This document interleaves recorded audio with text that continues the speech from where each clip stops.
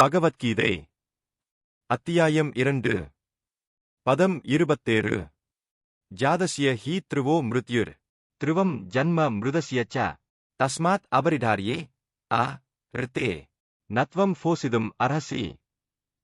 ஒரு பிறந்தவன் எவனுக்கும் மரணம் நிச்சயம், மரணமடைந்தவன் மீண்டும் பிறப்பதும் நிச்சயமே. எனவே தவிர்க்க முடியாத உன் கடமைகளைச் செயலாற்றுவதில் நீ கவலைப்படக்கூடாது.